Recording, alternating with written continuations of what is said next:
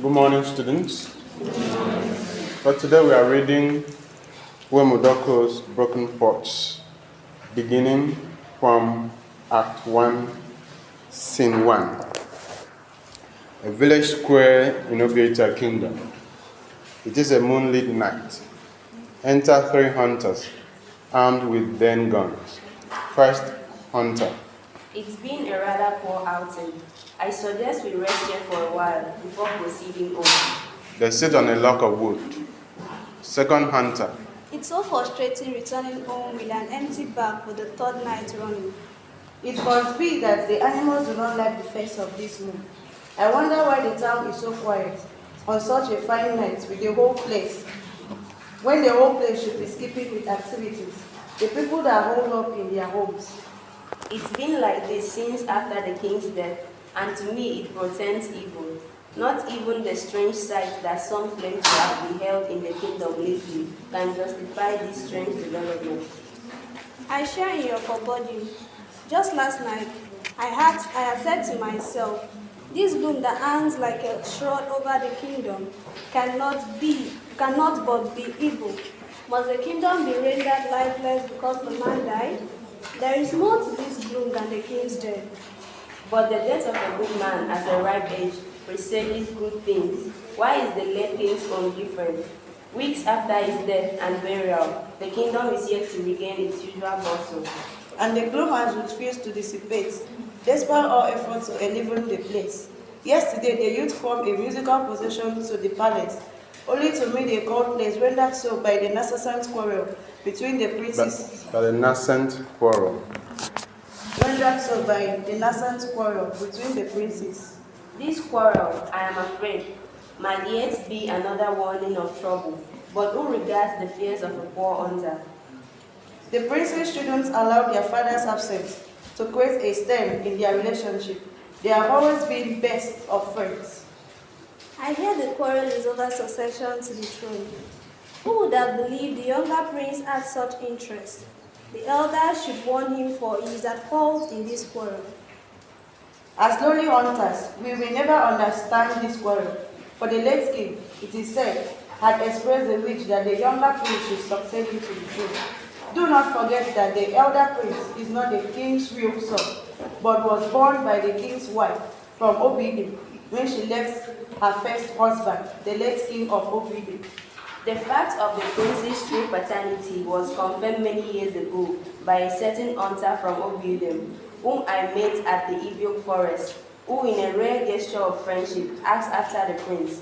So even there at Obidi, it's a well-known fact that the prince is the son of the late king. But it is common knowledge that the elder prince was fathered by the late king of Obidi, but throughout his years of growing up, he might never have had any cause to think he wasn't a true prince of Obitia. If the late king had not wanted him to succeed him, he shouldn't have tacitly encouraged his interest in the throne the way he did. For the royal duties delegated to the prince were only such that served to enkindle his interest therein. But where would the kingdom have been without the prince's efforts, which has brought us great prosperity and strengthened our security? I think he deserves the truth.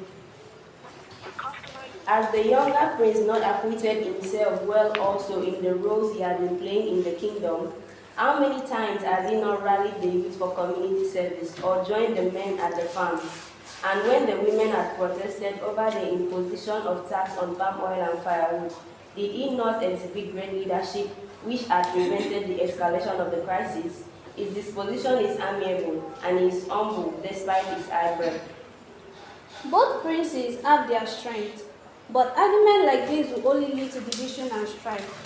The elders must intervene now, lest things go awry at the palace. The elders must intervene now, lest The things elders go must awry. intervene now, lest things go awry at the palace and shatter the tenuous peace in the kingdom. Elders or no elders, arguments or no enlightened sentiments favor the elder prince as far as this matter is concerned. The younger prince is it. Any reasonable fellow will agree that the throne is his rightful heritage. And who is the unreasonable one? Is it me who salutes and appreciates hard work, or you whose sense of reasoning has been benumbed with foolishness. Talking about foolishness, am I more foolish than your father? Now, this must not lead to a fight. What? This is a serious slight on me. Stop it, please stop. Must he insult me so? I have said my mind. The younger prince must reign after his father. I wouldn't mind fighting to defend my position if it comes to that. I possess as much weight as long as you are ready to explain on this matter. But mind your tongue, for you may end up sweating more than it is good for you.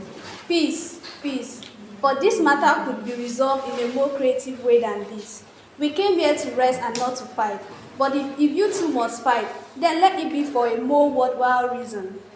How reasonable could a fight be when it could be lead to the permanent loss of an eye or breakage of a bone that may not take many pepperish months to heal? But that does not suggest I am afraid this coward. Coward? Then get ready to fight. It is nothing to bear a scar for because one believes in. Begins to flex his muscle. The two of you will wrestle, and whoever throws the other shall have his hero as king. The fight shall thus decide who between the princes shall be our next king. Stands up and stretches himself. The two hunters rise and hobble into the playground. He begins to clap and sing as the two hunters close in and begin to wrestle. My hero is a freeborn, your hero is a slave. I will prove it, come and prove it. Now a broken waist, I will prove it. Come and prove it, and then a broken bow. The two hunters fight wildly. Soon the sky begins to darken as when clouds gather in the sky. Wind and thunder, and then rain. The fighters disengage, and they all picked up their guns and began to run for shelter. I would have thrown the idiots, but for the unfortunate rain, and my hero would surely have been king. Third hunter gasping. Were you not already lifted off your feet before the sky intervened and saved you? But I am afraid none of the princes should be king as it is, for the heaven seems to loathe the very idea of either of them becoming king. Is it because there is no winner in the fight? But I nearly won. Indeed, the elements may have frowned at our harmless game, for how could they terminate it thus? But seriously, why should the full moon give way so readily to rain? Pandas. It must be the heavens are always on hand to break the deadlock created by men to hinder themselves. Examples. Scene 2. A room in the palace. Usuaima is reclining on a chair, half asleep. Apparition appears before him. Apparition. Trouble not thine heart, Iswaima. That which thy brother tells thee is the truth. The name ye bear is not thine. With care seek and possess thine own. Ye seek thine heritage. Ye seek thine royal heritage in the day, and ye shall find it. Disappears. Swaima stares and rises. Swaima. What was that? The foretelling spirit again? Or my cluttered mind at some silly game? What new tales bear fixed today? Having rightly foretold of father's death buried a month ago, and other sundry events now far removed from memory, but if I can recall well, it bore a striking message that seems to tally with my brother's controversial tale, to wit, you are not father's true son. Mother brought you into the kingdom and father fostered you.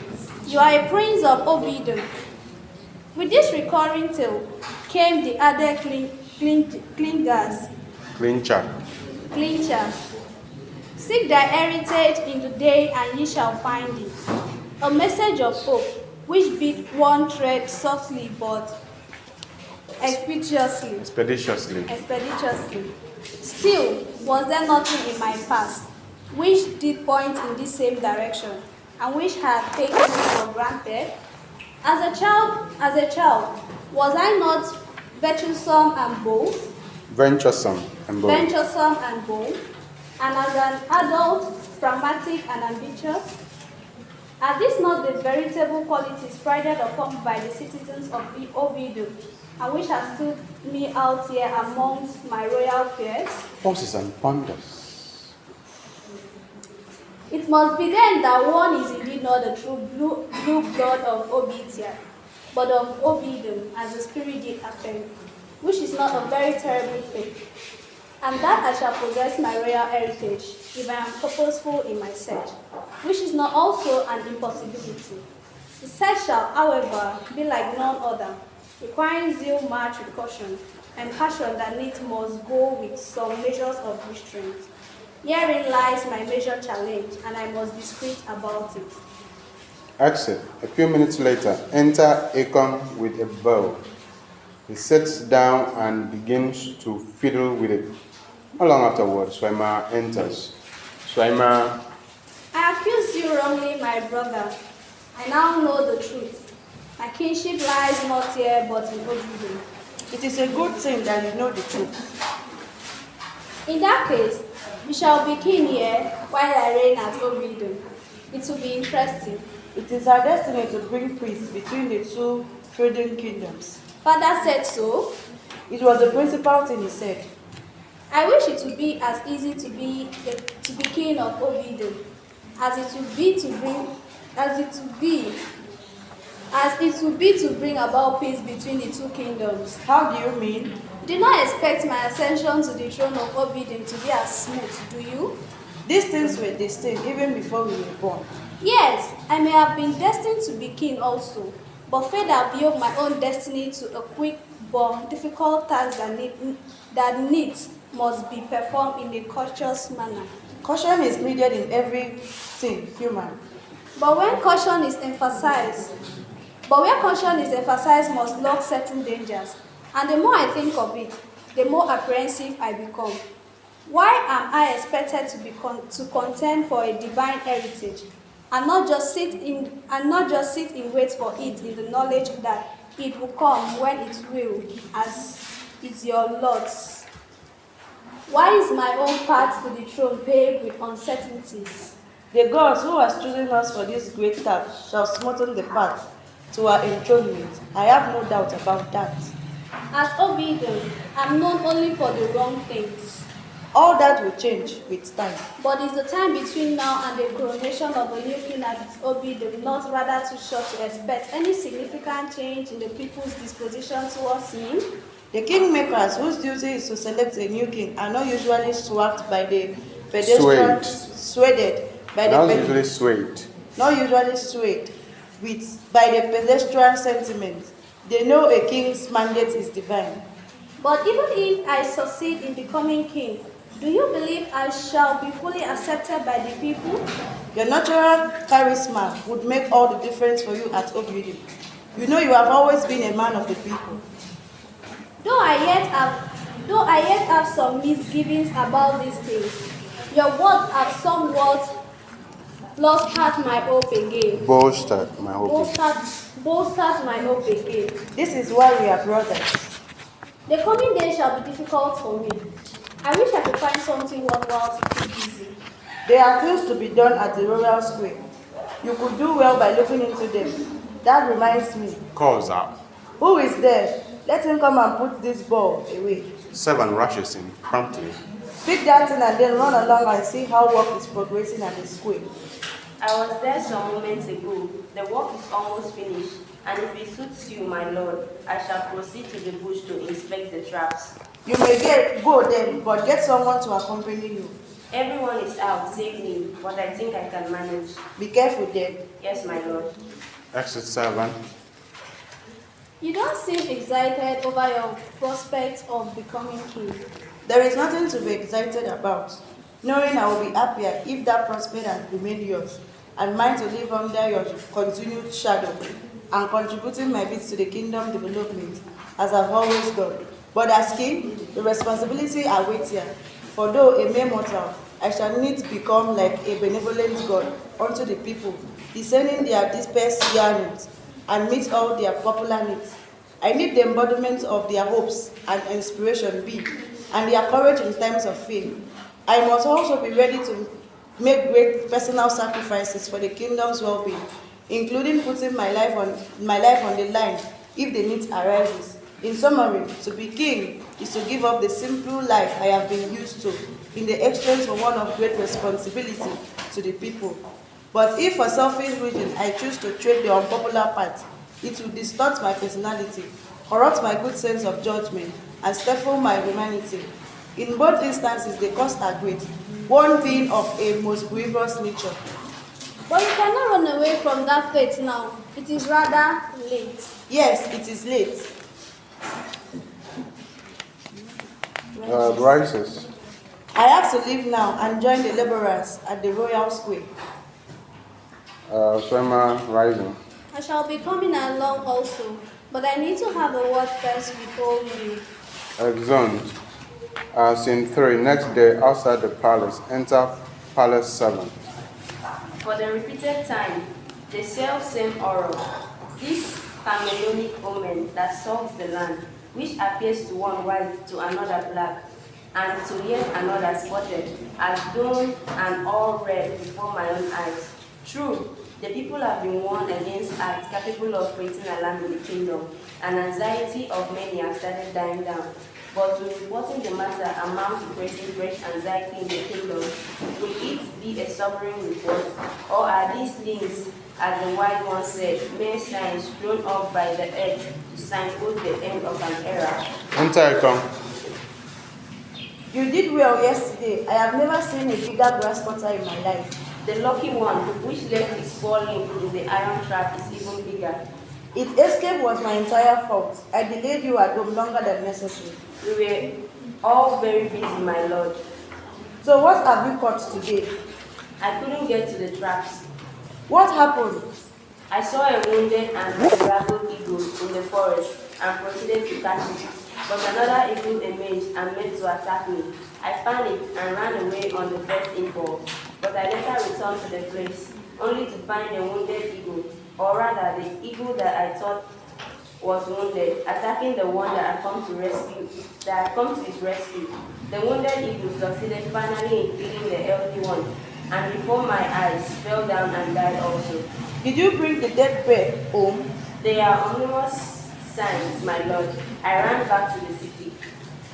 It is good you did not touch them, but they could not talk about it again. Yesterday, it was a tale of the strange voices in the bush.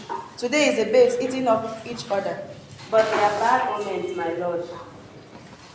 Omens are by themselves harmless. Whatever things they beg, men give them. You did well by not touching them. Go now to the square and help out in the work. And from now henceforth, until after the tombstone ceremony, you can forget about the traps altogether. I am at your service. Exit servant. This is a palatable anxiety in the land, but the palace shall forbear to add to it. There is a palpable anxiety in the land, but the palace shall forbear to add to it. Enter Swema. He approaches Ekong. The report from Obidum is not very good. I might encounter certain opposition there. What is the report? A powerful prince there has vowed to stop my Investiture. investiture. No man has the power to stop that which heaven has ordained. You speak thus, for there is none here to oppose you. But failure to neutralize this opposition now shall only spell doom for my cause.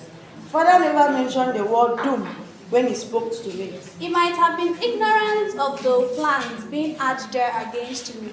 His dying hands saw beyond them, and I think it would do us most good if we could learn to draw strength from the faith that I have in Father's words. Father's last words and your faith cannot neutralize his present opposition.